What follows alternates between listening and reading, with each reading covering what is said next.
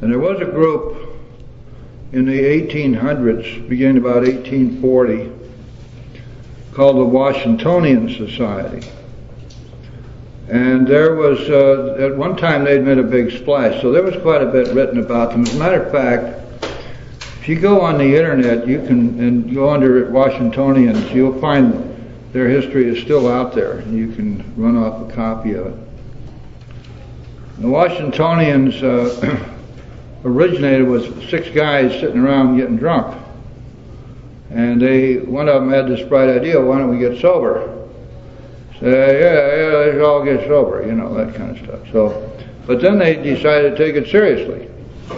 And they formed this society called the Washingtonian Society. I don't know where the word came from, but they figured out that the way to grow very quickly was through the churches and through the prohibition or the temperance movement. The temperance movement was very, very big in those days. As a matter of fact, it was an incipient political party as well as being a religious movement, or centered by actually in the churches. Now, the temperance people were not advocating complete abstinence. They were trying to get people to slow down or to have a drink now and then, but to recognize the dangers of alcohol, and through religious convictions and prayer and willpower to control their drinking. Now, a lot of people, of course, took the temperance pledge with the idea that they have complete abstinence, but that was not necessary in order to be accepted as a member or as a part of the temperance movement. And so, but the Washingtonians, of course, were preaching complete abstinence. In any event, the churches around the East welcomed these Washingtonians into their churches and let them get up there and preach complete abstinence. And in fact, after they got through with their monologue, they would ask people to come forward and sign a pledge of abstinence and join the Washingtonian Society. And so they grew very, very rapidly. And within a short time, they are credited with having over 100,000 members. Now, the 6 guys who started it, of course, they were big shots. They were getting a lot of publicity, and they were being asked to speak from every Chautauqua stump and from all the church pulpits. And they were being treated as sort of semi-royalty, kind of like the television preachers today. And if you're on that circuit, you're worth a whole bunch of money. Whew. I know one guy that started out. He became a Christian because he wanted to sell Path of Progress property in California to Christians, and he figured if he was a born again, they'd all buy it from him. And then later he figured out where the real money was, and he wrote a couple of books. And now he gets 35, 40 grand he goes on somebody's TV show. But in any event, these guys were doing very well for themselves, but of course they didn't stay sober. And one by one they started falling off by the wayside. And that began to make people wonder if this thing was any good. And there were some things which were fairly parallel to AA. But they made some fundamental errors. For one thing, of course, using their full names and seeking publicity. But also because they had decided that they had a lot of political power. And they fell prey to the ego that would flow from being granted a lot of prestige as a political power. So the Washingtonians began to support the temperance party. I don't know, maybe it was even by that time the Prohibition Party. But it was a political party in any event, and they threw the Washingtonian Society directly behind the political party. And they also got in with the abolitionists. And you know that was a major issue back then, before the Civil War. And the abolitionists were very powerful, and so the Washingtonians espoused the abolitionist position politically. And needless to say, within about 6 years, they began to fall apart. And there were scattered pockets of them around for a few years after that, but they broke just about every tradition that we now have. So when our guys studied this and they saw what had happened, they said, well, we can't make those same mistakes. So a lot of the traditions are there because what they had learned from the Washingtonians. If you're interested, you can find that story on the internet. We simply wish to be helpful to those who are afflicted. Well, that's our keynote, isn't it? You see, it's the purpose of the program, the purpose of AA, purpose of fellowship. Bill wrote about that, and an article in the Grapevine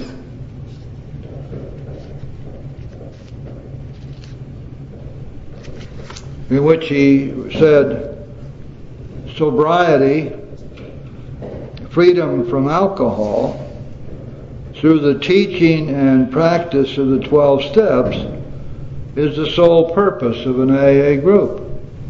Now, of course, there are a lot of people around these days that say, there are no teachers in AA, and I say, that's too bad, that's the problem. And Bill had no problem with that word at all. He said, our purpose is, the sole purpose, is the teaching and practice of the 12 steps. And this is right in line, of course, with the traditions and right in line with what they found as they look back and as they tried to position themselves to be a society which would survive. Bill liked to say that he believed that AA would be around just so long as it continued to fulfill God's purpose. And I thought that was a wonderful way to put it. Somebody asked him one time, how did AA come about? And he said, nobody invented AA. It just grew by the grace of God. And I love that too. And he goes on to say, we shall be interested to hear from those who get in results from this book, particularly from those who have commenced work with other alcoholics. Now that's important, that sentence. We'd like to just... What's going on anyway? Oh, those fireworks. Who the hell is pounding on our wall? Anybody listening to this CD, it's the 4th of July, in case you didn't know. We got a lot of fireworks going on outside the meeting room. My friend Tom records all this stuff, so you never know where it's going to end up. I got calls from London and from Australia and from all over the place. So these CDs are getting out. But think how interesting this is now. We'd be interested to hear from those who are getting results and have commenced work with other alcoholics. We should like to be helpful in such cases. Now, where does that tie into? It ties right into the 11th chapter. Chapter 11 spends most of its time showing the person in Cucamonga, California, where there's no other acknowledged AAs anywhere around, who picks up this book and gets sober, how he or she can get an AA group started in Cucamonga. And it does it by demonstrating how the first groups got started in New York, Akron, and Cleveland. And it's very interesting. When you read chapter 11 from that standpoint, it ties right in with this, because a big part of what they were trying to do here was to not only to reach the newcomer and help them overcome and break down the walls of denial and to get hope, and hopefully to begin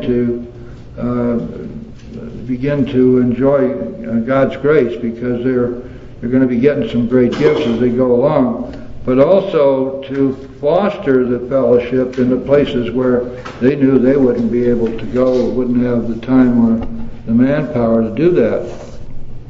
And then, of course, inquiry by scientific, medical, and religious societies will be welcome.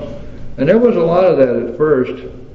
I think some of it was perhaps just curiosity. Some of it was probably, let's find out about these guys so we can poo-poo them, you know, we can show how far off they are.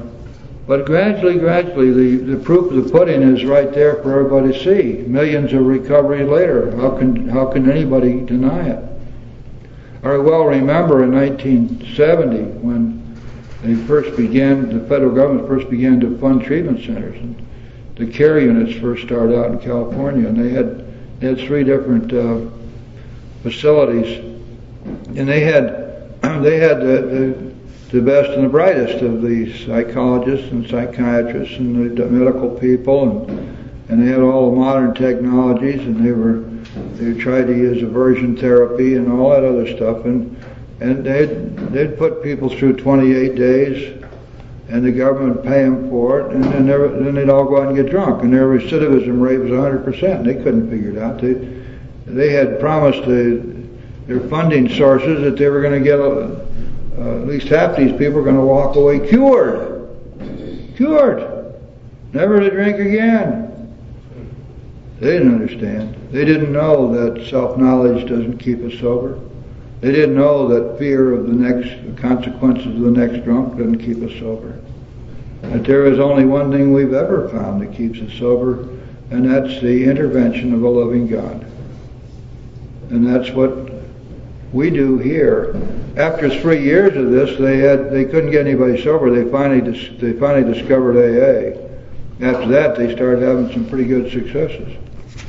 And if you look around today, you'll find that even though many of the treatment centers don't want you coming in and working the steps with their clients or patients, whatever they call them now, they want to shoo them into AA just as soon as they graduate them, and then you're welcome to have at them. Just don't do anything right now to disrupt what we're telling them about triggers and building up to drink and how they're entitled to their feelings and all that stuff. Especially don't interfere with the fact that we're medicating the hell out of them. Because if we don't, we can't get paid for it. Isn't that strange? They used to pay for treatment for drunks. Now they pay for treatment for bipolars. Or some other dread psychological or psychic problem. And so in order to prove that the people are sick, not just drunk, they got to put them on meds. I was talking to a lady tonight. She said, when I got out of that treatment center, I couldn't even walk up my walkway to get to my house. I was so zombieized from all the meds they had me on. She's been sober a while now, and she's doing real well without any of that stuff. Okay. Today, scientific, medical, religious, you know, some of the churches are beginning to come around a little bit now too. Matter of fact, strange as it may seem, the Baptist church here in South Florida has a 12-step centered recovery program. Not every church uses it because they are all pretty independent in the way they do business, but many of them do use it. I wrote the 12 Steps for Christians for them, and it's being used all over the place now. Because they can pass it by the board and the elders, and they all say that's fine because it quotes a lot of scripture. And of course, 12 steps have a scriptural basis. You read the Bible, you can find it. But the point is that they found it wasn't enough to be saved and to acknowledge Jesus Christ and to prostrate yourself at the altar and be baptized. They still weren't getting sober. And then the 12 steps came along and people are getting sober. But then we know that because we know that it's not enough to tell an alcoholic how they ought to be. You have to show them how to get there. And the 12 steps are the way we get there. And so it all comes down to one very basic thing. It's the work we do, not the desire that we have or the hopes we have for results, but the actual work we do that determines whether we're sober or not, and whether we progress spiritually or not. Now the forward of the second edition is interesting for your sponsees because it has a mini history of AA up to the time it was written in 55. There's quite a bit of the old stuff in there, and it'll at least get your sponsees some acquaintanceship with what was going on back in the early days. I think there's a little poetic license in that thing here and there, but basically it's pretty good. This third edition and the fourth edition forwards are interesting for what they contain. The third edition gives some percentages and talks about where the program has gone by this time, where the fellowship was being expanded to. I remember I was in the first group of AAs that went to Russia. This is before AA was permitted there, because they were still couldn't talk about God there without going off to Gulag someplace. But we got over there and they let us in, and we found a lot of people who were actually working the steps there, and they were using the big book in French or German for the most part. Now, of course, AA is all over the place there, and the big book's been translated into Russian. And so we've got, and there, man, I'll tell you, there are millions of alcoholics in that country. Whew. I remember they took us into a factory when I was there. They had a big infirmary there, or clinic, you might say, kind of a big hospital. And this factory had a whole bunch of workers, like 60, 70, 80,000, maybe 100,000 workers. And this hospital was filled up, and they had these rows and rows upon rows of beds, and everybody in those beds was a drunk. And they had them all sedated, and some of them were tied down. They didn't know what the hell else to do with them. So AA has had an enormous impact in Russia, and will continue to have. What fertile ground that was. If you were sponsored there and knew Russian, man, you'd be busy 24 hours a day. And then, of course, the fourth edition simply continues to expound what's happened with us. And that's all good stuff, but it doesn't really bring us to the issues in the big book like the forward of the first edition does. That's one that we want to spend some time on with our sponsees, so they understand what they're reading when they read this book. Now, the doctor's opinion starts on page 25, XXV. And if you have the third edition, that will be XXIII, 23 or 25, and the fourth edition. That's because the forward to the fourth edition is inserted in there, and that adds 2 pages to the Roman numerals from there on. That's why the difference. Now, the doctor's opinion is a marvelous thing, and it's important, I guess, and we should really let our sponsees know what they're reading here, who said it, and where's this guy coming from, and does he know what he's talking about? Well, for those days, Dr. Silkworth was probably, in terms of medical and psychiatric knowledge, he's got to have been right at the top of the heap. After all, he'd been director of Towns Hospital for a long time, and over 20 years he'd been working with alcoholics and addicts, and that's what he did, and that was their sole purpose there. And Towns Hospital is probably the top of the heap in terms of drying out and rehabbing alcoholics and addicts, and maybe certainly in the United States, but maybe in the whole world. They've been doing it for a long, long time, and they had every kind of treatment that you could think of, at least in those days. They had come to believe that Pavlov had it right. You know, he got his dogs to salivate by ringing a bell.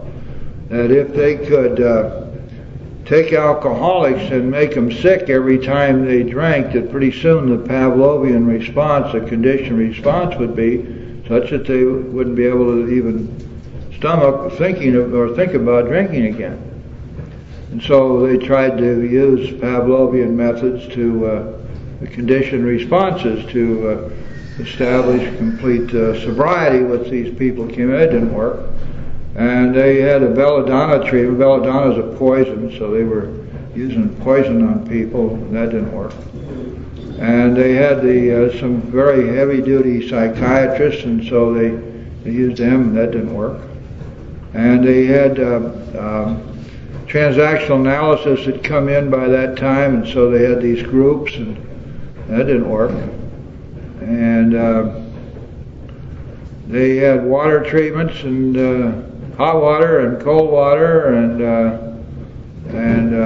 individual psychiatry, and of course all of this stuff was in this one hospital, and so they had everything at their command that modern science and medicine have been able to devise, and none of it worked.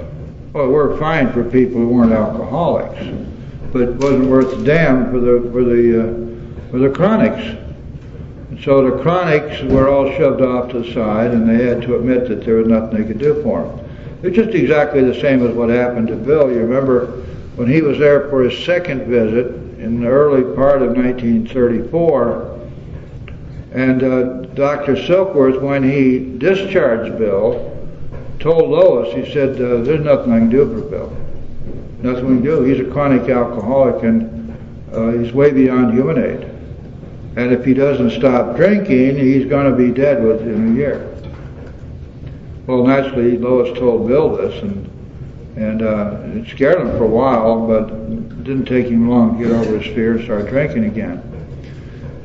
It was a good thing that they were pushing these chronics aside, because that gave the cannon fodder to Bill and his guys when they finally got their act together there in New York.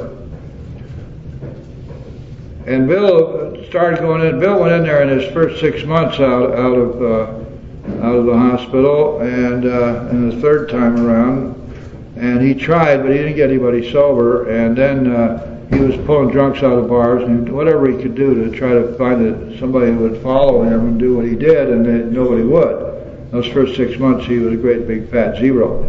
Nobody got sober.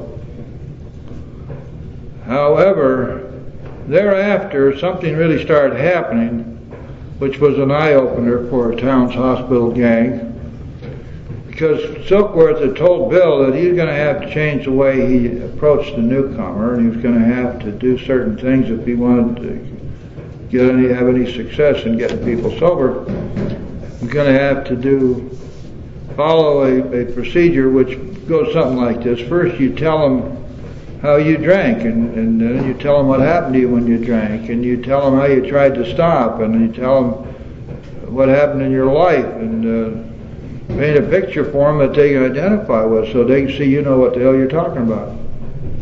But most important, he said, you're going to have to hit them over the head with the sledgehammer of the truth about what's wrong with them. He said, that's what I did to you. He said, I'm pretty sure that that's why you were open to your friend Ebby when he came to see you that night. Because you knew that if you didn't stop drinking, you were going to die. And he said, you got to make sure they understand that. And then if they're still interested after that, then you tell them how you recovered. And then, so Bill tried that on Dr. Bob, and of course it worked. And then later, that was all retranslated into Chapter 7. Everything, first 7 or 8 pages of Chapter 7 go through that whole routine of how we work with a newcomer. And it's basically the same thing that Silkworth told Bill back there in the beginning of 1935. And so, after that, then Silkworth used to let the boys come into his hospital, and he'd point them in the direction over here of the chronics. And they'd go over there and they'd start talking to these guys, and they might come back a couple of times, and he'd see them. Suddenly he'd be walking by that ward, and he'd see they were over there praying together. First they were just talking to him, and now he's got these people praying. They've got these people praying with him. A couple of days later, this hopeless, helpless chronic would get up out of his bed and walk out. And a month later, he'd be back talking to the next guy in the bed. And Silkworth saw this, and these are people he gave up on. He knew he couldn't help. And so he started to get real interested in what these guys were doing, because he could see that they were having a marked degree of success with people that he couldn't help. And he had just shunted off to the side. And if their families had enough money, they'd keep them there for a while so they wouldn't immediately go out and drink themselves to death. So when we look at the Dr. Silkworth's opinion, we have to remember that he wrote this after 3 years of experience with AA, coming into his hospital and actually working with his discards to people he had thrown away because he could not do anything more for them. And when we look at it from that light, then we can realize that Silkworth really had a basis from which he could evaluate what was going on. But more than that, because he had been so intimately connected with the disease of alcoholism all these years, he was eminently qualified to pronounce judgment upon this syndrome as to what in the world it is. And he'd come to the conclusion that alcoholics suffer from an illness. Now, he was pretty leery about expressing this, except in private. You see, what had happened was that about around 1880, some guy in France, a doctor, had published in the French medical journal, prestigious medical journal, his findings that alcoholics were ill, and he was laughed out of countenance. He almost had to disappear into exile. He was shunned. He said, "How can you possibly write such a piece of trash?" And so it was withdrawn. Silkworth knew that, and he knew that the risk he was taking to express his opinion in print. But of course, he had no way of knowing that his opinion was going to ultimately appear in 30 foreign languages at least, and at least 40 million copies of a book at last count, on its way to 100 million copies. He had no way to know that, nor did he have any way to know that he wrote this in 1939, that by 1947 the American Medical Association would in effect say, "Silkworth, you know what? You were right. It is an illness." I think that Dr. Silkworth should have had the Nobel Prize for Medicine in 1939 or 1940. Think of the impact that this man's writing has had. His opinion forms the very basis, the bottom line of recovery. It is that irreducible minimum below which we cannot go. It is that basic thing that we always must go back to. We're alcoholics, that alcoholism is a fatal, incurable, progressive illness, that unless we stop drinking we will die, and we can't stop drinking on our own. That's the irreducible minimum. And Dr. Silkworth is the guy who set this out in no unmistakable terms. Right there. Not only that, but it's the only place in the big book where we're told don't drink. Nowhere else. He doesn't even say it that way. What he says is, can never safely drink alcohol again so long as you live. Did you know that? Nowhere in the big book does it say don't drink. Why in the world would they bother to say to somebody, don't drink, when they just got through telling them, you can't not drink? The solution is not to swear off. We don't even swear off. We're never told don't drink. We're told find God. Now, when we get to the irreducible minimum, then we find that because we cannot stop drinking on our own, we're going to have a power greater than ourselves which will solve our problem, and that's what the big book tells us. Lack of power was our dilemma. We had to find a power by which we could live, and it had to be a power greater than ourselves, obviously. And it tells us that's what this book's all about. The book is not about don't drink. This book is about find a power greater than yourself which will solve your problem. And then it goes on to say this means we're going to talk about God. There's no weasel words in the big book. It never beats around the bush. There's no equivocation.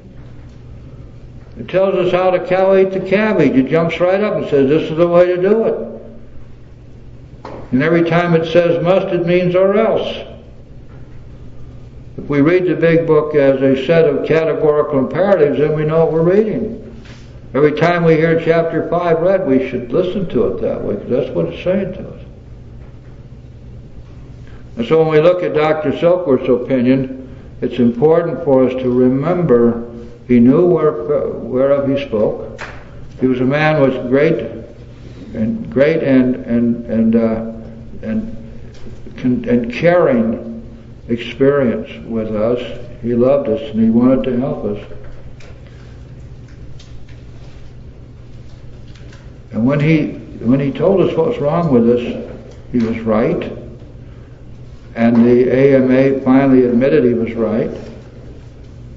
And everything that goes on today in terms of treatment and all that stuff, it all relates back to that we have a disease. People who have disability because they're alcoholism, it's because it's a disease. The main thing is that the recognition of the fact that alcoholics are sick people instead of bad people has changed everything. Can you imagine what it must have been like in the 1700s to be the town drunk? And if you got bad enough, they locked you in the Tower of Babel. There was no hope for you. I remember in my youth that there were people, entertainers, who made their entire living portraying drunks. Here, where's Terry? What's she gonna do here? And we were laughed at, and we were scorned. And if you watch the old westerns, we were the guy who was cleaning out the slop buckets and the spittoons, mopping the floor. And we never got to draw a gun. We never even got to say anything to anybody. We were just there as a kind of a comic relief. This is an extremely important part of our big book. It is so important that it's very hard to overstress its place in the big book and what it does for us in terms not only of understanding the rest of the big book, but also understanding ourselves and understanding the people that we sponsor. Because the doctor, in his opinion, did something which was totally unique, very, very brave thing that he did, because he went against all established medical opinion in 1939.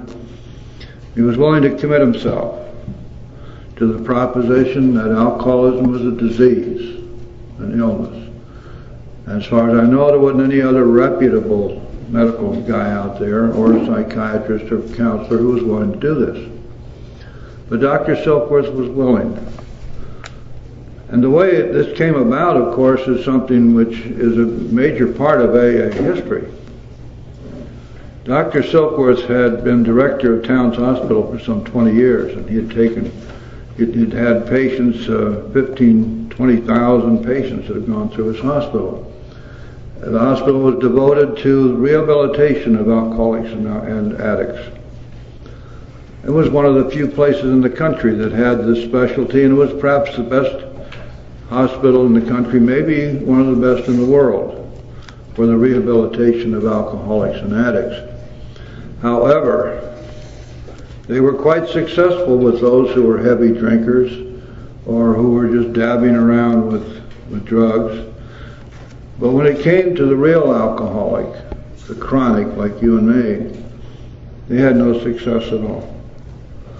And they knew in advance that they would have no success. In fact, Dr. Silkworth remarked that if he'd had a choice with Bill and some of the others, he would never have accepted them as patients.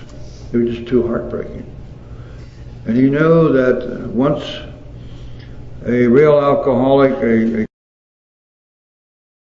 chronic, had reached a certain point, that there was nothing that medical science or psychiatry could do for him. And so, in his hospital, there were beds that were kind of set aside for these chronics that he knew he could not help. As a matter of fact, when we get into Bill's story, we're going to read that Bill, at his second visit to Towns Hospital, when he was leaving, Dr. Silkworth informed him and his wife, especially his wife, that there was nothing he could do for Bill, that he was going to die if he didn't stop drinking. Now, Dr. Silkworth contributed so tremendously to our literature and to the beginnings, not only the beginnings of the fellowship in 1935, but also to the continuation of the fellowship, because his opinion lays the groundwork for us to work with a newcomer. See, what he discovered was this, that the new person has to be told, they have to be hit over the head with this hammer, that they have a disease which is incurable and fatal and progressive, and that there is no hope for them from science or medicine, that the only hope of survival they have is total abstinence. And he found out that if they are faced with this, and if they believe it to be true, that this softens them up enough that they may very well then be willing to accept what we have to offer. One of the things which he told Bill, after Bill had been out there 6 months trying to get anybody sober, and they was not able to do so. So we're told him, you're going to have to tell these people what's wrong with them. And of course that's carried over for us, because we find that clearly stated in our 7th chapter, where we are instructed how to work with a newcomer. When Dr. Silkworth was going through all of this 20 years, he came to certain conclusions. One of those conclusions was really so far out as far as the rest of the medical community was concerned, that if it had been anybody but Silkworth, he'd have been laughed out of the society. His conclusion was that alcoholics had a disease, and he concluded that this disease manifested itself in 2 ways. One was that their bodies, alcoholics' bodies, do not respond to alcohol as normal people's bodies do. And he found, and he described it as being tantamount to an allergy, that we are allergic to alcohol when normal people are not. And one of the primary symptoms of this allergy is that once we have taken alcohol into our systems in any form at all, in any amount at all, it sets off a phenomenon of craving, he called it. And he described this craving as being far more powerful than our will to resist it. So that once having ingested any alcohol, we were almost always bound to have another drunk until we drank ourselves to a place where we could not go on. And so what he was saying is, you are powerless over alcohol once you have taken any of it into your system at all. And therefore, as we were reading last week, and let's go back to this because this is the crux of the first step. This is where it all hangs together. On page Roman 28 or Roman 26, whichever book you have, that's XXVIII in the 4th edition. Let's review this because this is so critical. We believe, the first full paragraph, we believe, and so suggested a few years ago, that the action of alcohol on these chronic alcoholics is a manifestation of an allergy. That the phenomenon of craving is limited to this class and never occurs in the average temperate drinker. And we think about that for just a second. This then becomes a very critical part of the definition of an alcoholic. A person who is not allergic, who does not react with this phenomenon of craving, is not, by Dr. Silkworth's definition, an alcoholic. May very well be a hard drinker, may very well abuse alcohol from time to time, but is not an alcoholic. And then he goes on to say that these allergic types can never safely use alcohol in any form at all. In other words, you see how that applies to the first step now. The first step, and let's take a look to make sure that we can meld these two things together. This is something you want to do with your sponsee. Take a look at page 30. That's 3.0 Arabic 30, chapter 3. Second full paragraph is the definition in the big book of the first step. Just 4 lines. We learned that we had to fully concede to our innermost selves that we were alcoholics. This is the first step in recovery. And then it goes on to say that the delusion that we are like other people, or presently may be, has to be smashed. That delusion is that we can, if we put our minds to it, safely drink alcohol again. Maybe we need a little rest. Maybe we satisfy the judge or the boss or the family, hang around AA for a while. But sooner or later we'll be able to go back out and drink like a lady, drink like a gentleman, and that'd be the end of it. This delusion that we're like other people, or presently may be, has to be smashed. So you can see that the first step really consists of this concession to our innermost selves that we're alcoholic, and acceptance with no reservations of the proposition of the truism that we can never safely drink alcohol in any form again the rest of our lives. And without that, with any reservations at all in that department, the first step has not worked. You can imagine what would be happening through the rest of the steps for anybody who was really just hanging in there, staying sober, playing the game, but believing all the time that sooner or later they'd be able to go out there and drink again, and drink with impunity. Well, Dr. Silkworth made this clear. And as a matter of fact, it's kind of interesting because when you read the rest of the big book, you will find this is the only place in the big book where we are told flat out not to drink. Because nowhere else does it say don't drink. What it really says in 1,000 different ways is find God. Find a higher power. Have a spiritual awakening. Clear away the wreckage of your past. Join us. And so here Dr. Silkworth laid it all on the line. And this is so critical because it is so fundamental. And if we stop and think about it, guys, every time we're working with one of our sponsees and they're going to get jammed up, we need to be able to take them back to the basics here. Here's the basic fact. You're an alcoholic, which means you have a deadly, incurable, progressive illness. If you don't stop drinking, you die, but you can't stop drinking on your own. Therefore, you must get God between you and the booze. And the way you're going to do that is to work the steps and begin to live a spiritual way of life. That's the whole AA program in a nutshell. Everything that we do is centered on that one basic fact. In order for us to recover, it's going to be absolutely essential that we have God between us and the booze, because we're powerless. We can't stop drinking on our own.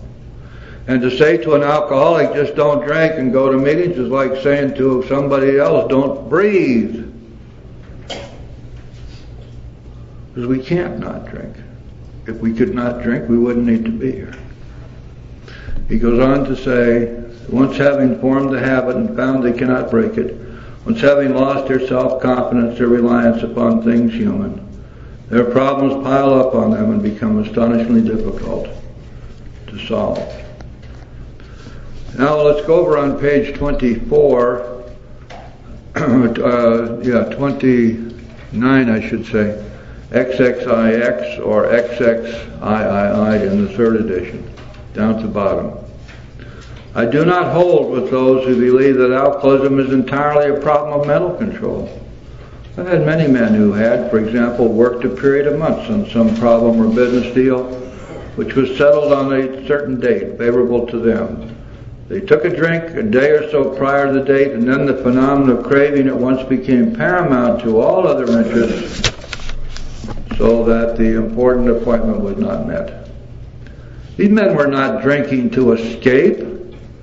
They were drinking to overcome a craving beyond their mental control.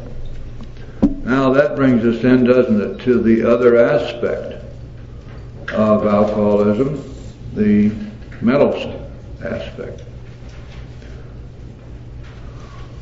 And that becomes axiomatic, does it not, if we think, okay, we have this disease, and the physical part of it is if we drink, we're going to get drunk.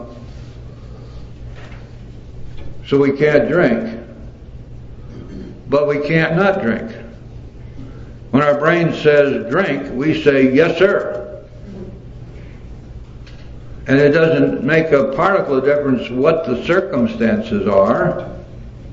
I know that many people in various other professions who try their best to help us would like us to believe that there's some kind of a set of triggers or something.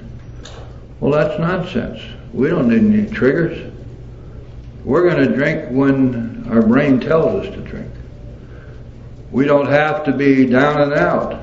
We don't even have to be disturbed. We can be in a perfectly wonderful frame of mind. We don't have to be emotional. We don't even have to be worried about anything, or fearful, or in a jam. We already know that's true if we've read the book, because the story of Fred in chapter 3 is right on point, isn't it? Fred was a guy who had everything going for him. He didn't have a care in the world. The day he started drinking again, he had one of the most successful days of his life. Everybody was happy with him. Fred was happy with himself. But when his brain said it'd be nice to have a cocktail with dinner, he said, yes, sir. And that started another long siege of drinking, where he darn near killed himself. It was then that he knew, and he reports this later in that chapter, that he had hit one of those strange mental blank spots. That the results of drinking, which he knew to be edged with disaster, never even occurred to him. People are always saying, keep it green. Well, that's wonderful, but that isn't going to keep us sober. You can't, if you don't remember your last drunk, you haven't had it. Don't indulge in these fantasies. A lot of people were drunk in a blackout, they can't remember it anyway. That's not the point, is it? It doesn't matter how much we remember, it doesn't matter how little we remember, because fear of the consequences of drinking doesn't keep us sober.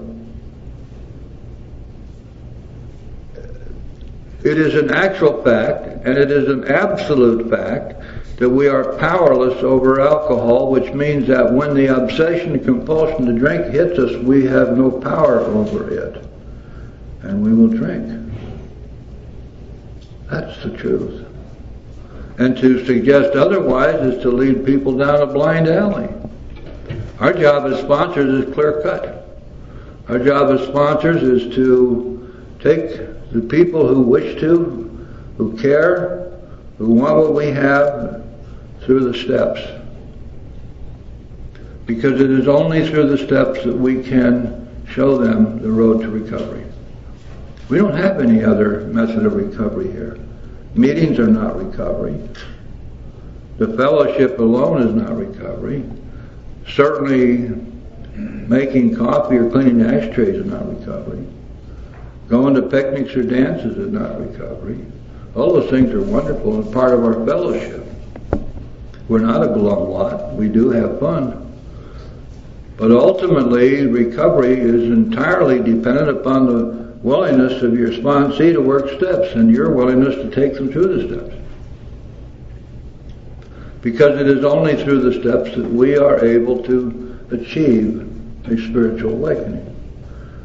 And by virtue of a spiritual awakening, we are clothed in the armor of our higher power. That's the only protection we'll ever have. We're not going to get protection from other people, from fancy jobs, from lots of money. We're not going to get protection, certainly, from drugs or pills. We don't get protection from self-knowledge, that's for darn sure. Self-knowledge doesn't keep us sober. We can learn everything there is to know about ourselves. We can learn all about our emotions and our feelings. We can learn all about the things that, on the surface of it, made us drink. We can learn what alcohol does to us. We can be scared to death of the results of drinking, and yet we'll drink again. That's what it means to be powerless. Dr. Silkworth goes on page 30, XX.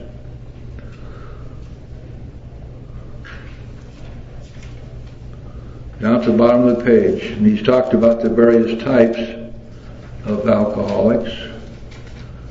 Down at the bottom of the page, this immediately precipitates us into a seething cauldron of debate. Much has been written pro and con, but among physicians the general opinion seems to be that most chronic alcoholics are doomed.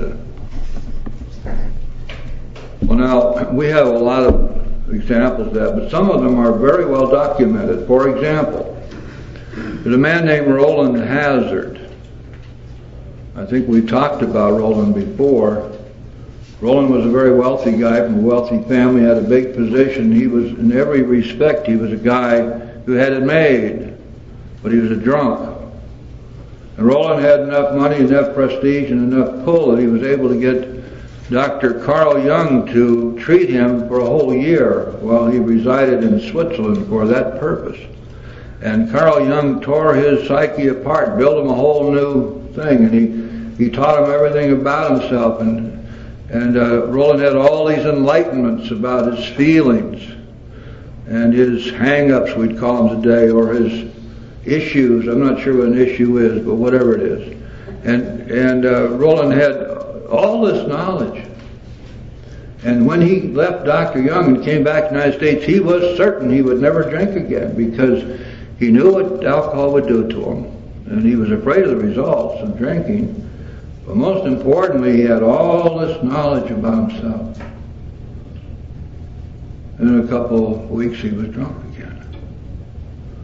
And he went back over to Switzerland and he said, Dr. Jung, I don't know what happened here. How come I can't stay sober? And Carl Jung looked at him and he said, Roland, you're a chronic alcoholic. I was afraid of that. He said, there's nothing I can do for you. There's no way that science or medicine can help you. You're doomed. The only thing that is going to help you is to have a complete psychic change. This is going to have to be in the nature of a massive upheaval in your basic nature and the way you live your life. And you're going to have to be in close contact with a power which you identify as a power greater than yourself. And they said, I've been trying to help you to attain this psychic change, but I've not been successful. I can do nothing for you. Now, Roland Hazard came back to the United States and he hooked up with the Oxford group. And through the 6 steps of the Oxford group, he was able to achieve sobriety. And because he was instrumental in getting Ebby loose from the clutches of the courts that were going to put him away for life, and Ebby was able to recover in the Oxford group. And then Ebby, Bill's friend, went to Bill. And that's where all this started. That's why we're here tonight. That's why there's an AA tonight. And it was through the spiritual awakening that these men were able to achieve by working the steps of the Oxford group that we're here tonight. Nothing else worked. Not religion, not science, not metaphysics, not herbs, hypnosis, or Pavlovian treatments. Nothing worked. Aversion therapy didn't work. Group therapy didn't work. How many hundreds of thousands of groups are there around now? And the tragic part about that is that you and I, when we come in the door, are spiritually bankrupt and crazy as hell. Our minds don't work right. And so the solution for us is to be found in the steps.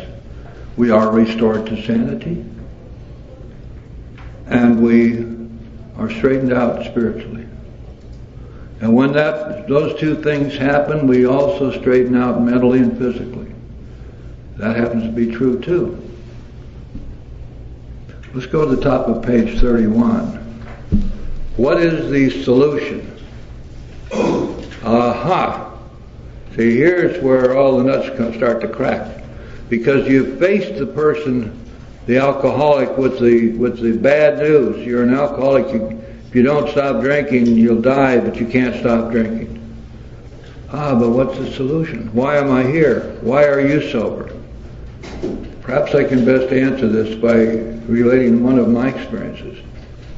About 1 year prior to this experience, a man was brought in to be treated for chronic alcoholism.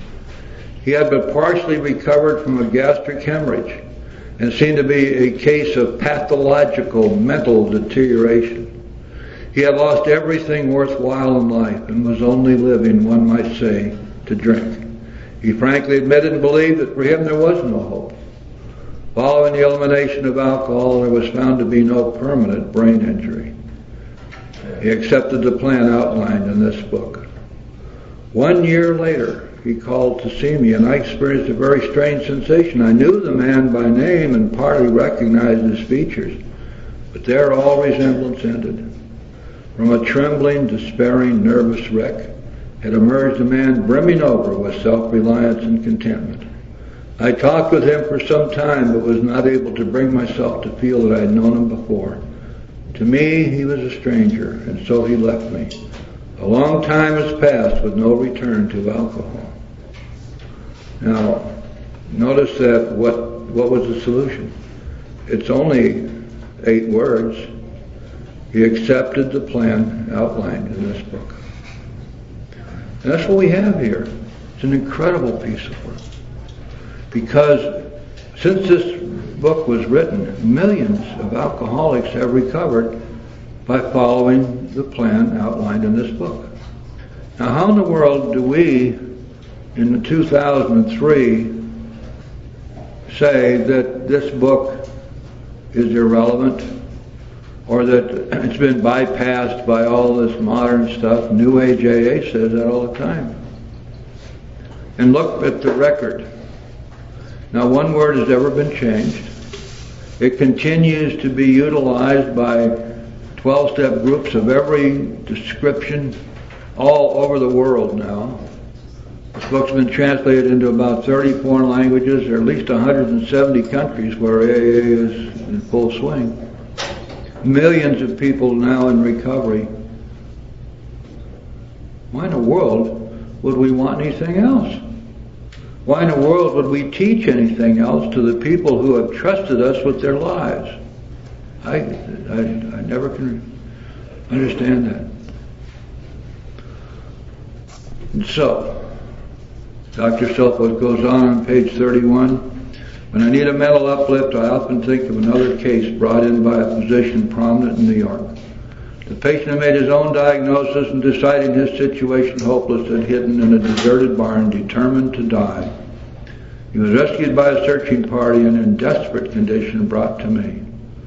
Following his physical rehabilitation, he had a talk with me in which he frankly stated he thought the treatment a waste of effort, unless I could assure him, which no one ever had, that in the future he would have the willpower to resist the impulse to drink.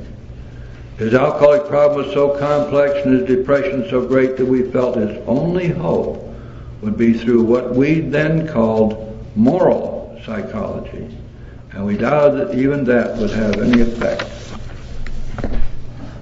However, he did become sold, on the ideas contained in this book. He has not had a drink for a great many years. I see him now and then, and he is the finest specimen of manhood as one could wish to meet. And now look at this last sentence. This is a sentence penned by and stood by and sponsored by a man who was at the very best an agnostic, who had relied all of his life on the rule of reason and the rule of science. He said, I earnestly advise every alcoholic to read this book through. And though perhaps he came to scoff, he may remain to pray.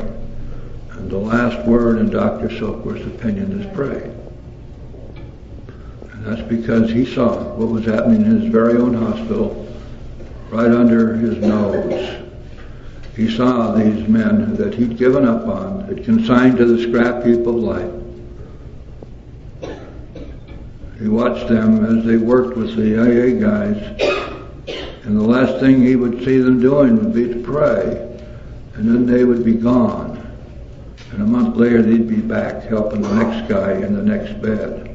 And he saw this over and over and over again.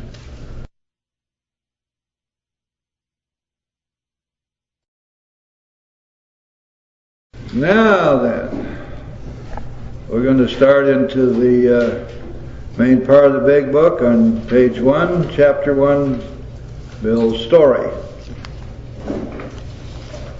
Before we get into the text, let's think a little bit about what's in this chapter.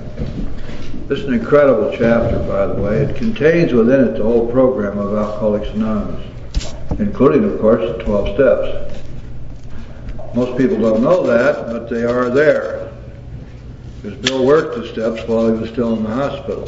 And we're going to see that when we get up to page 13. If you have to look at it and read it carefully in order to see that that's what, in fact, he did.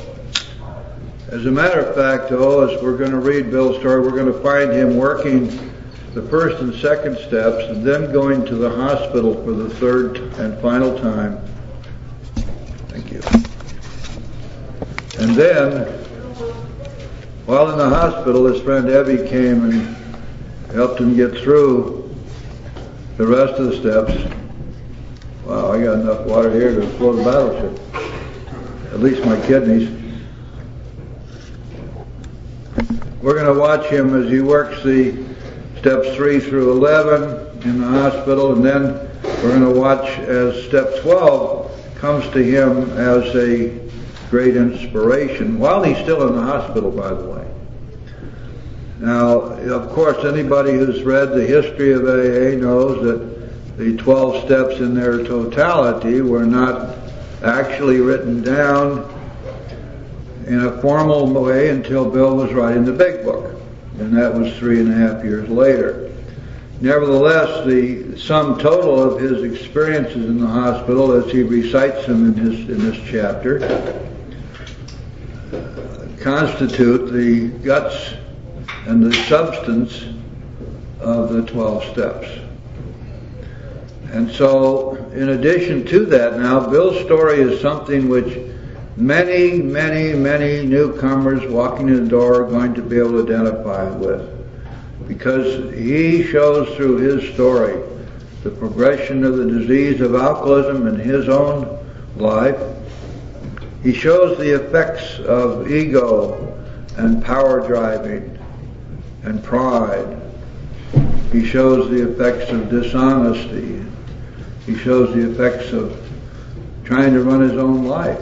He shows how powerless he was, how powerless he became over alcohol. To point, he shows that all of his fears of the consequences of drinking did not keep him sober, and that he had been given many opportunities to learn everything there was to know about himself, and so self-knowledge did not keep him sober.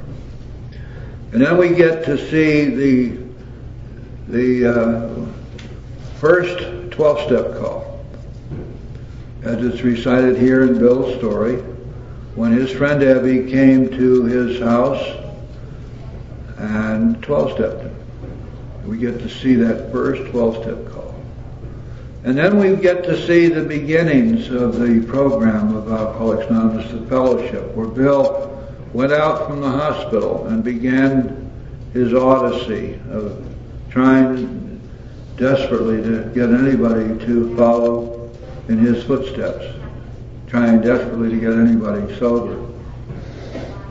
And that how this all culminated then eventually in his liaison with Dr. Bob and 12-stepping Dr. Bob, and as they say, that's what it started all. Therein lies the tale.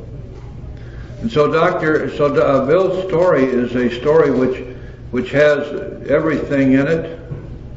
It is a story which is an essential story for first stepping. As a matter of fact, it needs to be said right now, because you guys are either sponsors now or you will be. The first step is found throughout the entire Big Book.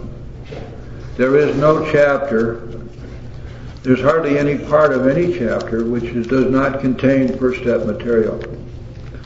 As a result of that, the Big Book tells us that we are to get the newcomer to read the whole book, because the book was written for the new person in its entirety, not selected as your sponsor sees it, portions, or Reader's Digest expurgated versions. The whole book. And the reason that we know that to be true is because as we go through the book, we see that the new person who's one of his or her primary problems is denial. And this book is designed to break down those walls of denial. And it's also designed to bring hope. So that in reading the book and reading the stories in the back of the book, our newcomer is going to be able to identify himself or herself with the people in the book. Real people. This is not a bunch of philosophy. This is not a bunch of opinions. These are not essays. The 12 and 12 is a bunch of essays. This is a history. This book is a history. And it tells us how these people did it, precisely how they recovered. And so in reading the entire Big Book, over and over again, the newcomer has the opportunity to identify himself or herself with the real people in this book, which means that somewhere along the line, they're going to be able to say, I must be one too. Everything they say, I identify with. As they were, so am I. And then, because each person coming in the door is in a seemingly hopeless state of mind and body, the hope comes. That's why the Big Book, remember when we were looking at the first edition, uses the word seemingly to modify hopeless. He's seemingly hopeless, because it's not hopeless. quite the contrary. There's huge hope, and it's found all the way through this book. And then Bill's story starts this process of bringing hope to the newcomer, because he shows just how hopeless he was and how he recovered. Now, also, this book, this chapter, gives us an excellent insight into what may be more or less the typical alcoholic, at least in the days when this was written. A man, power driver, fairly intelligent, a monster ego, a ton of pride, a lot of success in life, and able to make money, able to garner a lot of attention and acclaim, and in many ways be sort of a junior hero, at least getting his or her 15 minutes in the spotlight. And there's Bill, and he leads us all the way through this. Now, he starts out not as a youngster. His story starts when he was 18 years old. It starts in the middle of the First World War. And the United States had just entered the war.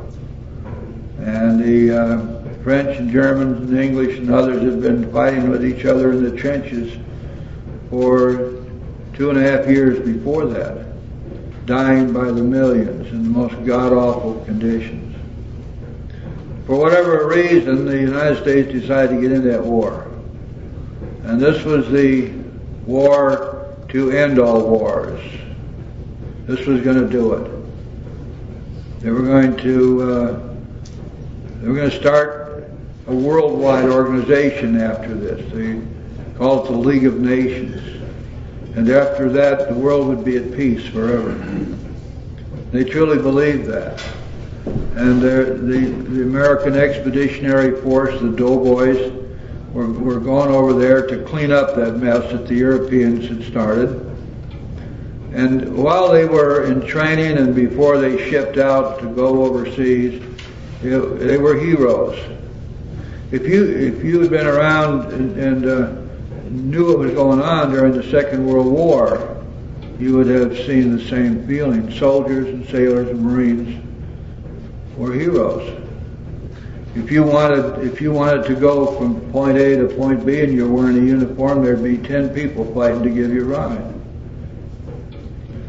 The soldiers and sailors and Marines were honored. And it was the same way for me when I was in Korea, when I came back from Korea. The stuff that started later, especially in Vietnam, there was none of that then. And so these guys who were enlisting, and Bill had some education, so he was made an officer. And they had the uniform, and the girls were swooning all over them, and they were invited into people's private homes while they were waiting training or awaiting embarkation or assignment. People in New England would have several soldiers staying in their homes. So let's see what Bill said about that time. By the way, at this point, Bill was a teetotaler. His family didn't drink, and he had been raised very strictly. So he was not a drinker. He was 17, 18 years old at this time. War fever ran high in the New England town to which we new young officers from Plattsburgh were assigned.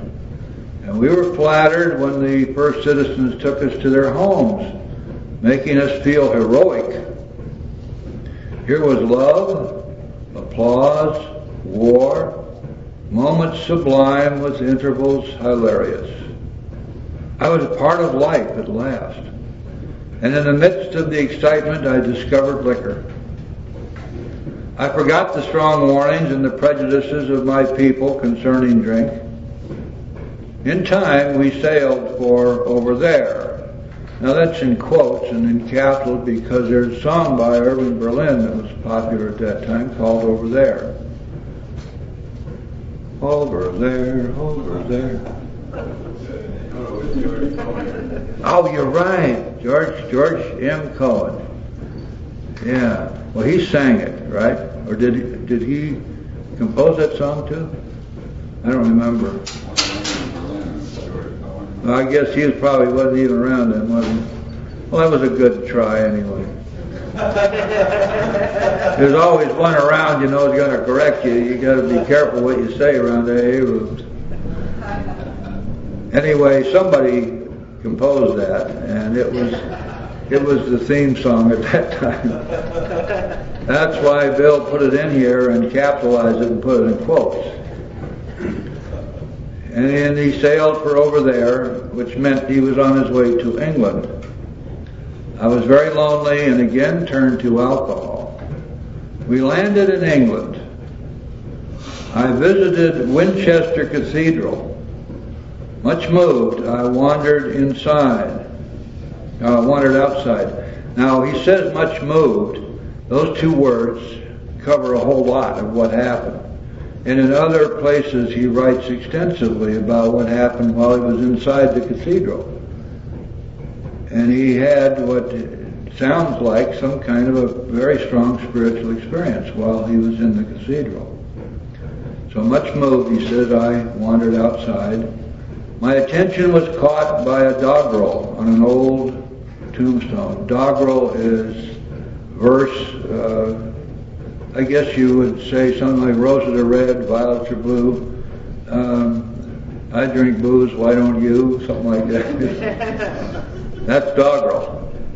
And so he calls this verse on this tombstone as doggerel. And he wrote it down as best he remembered it. Now it's kind of interesting. I have a photograph of that tombstone right here. Taken at night, so it's not real clear. But this is its third reincarnation. It's been replaced twice, and it's been replaced by the Grenadiers. That was his regiment, the guy who died, and they have maintained that tombstone. And if you go there in the summertime or late spring, early fall, there are lots of businesses and offices around there, and sometimes you'll see people eating their lunch around this tombstone and are even leaning against it. Now, in the book he says, this is the way he remembered it, here lies a Hampshire grenadier who caught his death drinking cold small beer. Well, now small beer is, as I take it, is kind of an ale, and being cold was pretty unusual over there. If you've been to England, you know that a lot of times you have a tough time getting cold beer. They like to drink it warm. But this guy got dead by drinking cold small beer. And a good soldier never forgot, whether he dieth by musket or by pot. Now, that's not that wacky tobacco. It was a pot of ale. That's what you would go into the tavern and order a pot. And that would mean that you wanted some beer or lager ale or something. So it was served in what they called a pot. So whether he died by musket, getting shot, or drinking beer. So that was and Bill says, ominous warning, which I failed to heed. Now the actual inscription, Thomas Thetcher, a grenadier in the North Regiment of Hants Militia, who died of a violent fever contracted by drinking small beer when hot, the 12th of May. Now we see what happened. I was in Las Vegas one time. It was about 118 degrees in the summertime, and I watched a guy come out of one of the taverns there on South Las Vegas Boulevard on the Strip. He hit that heat and he collapsed and died. Age, it was 12th of May, 1764.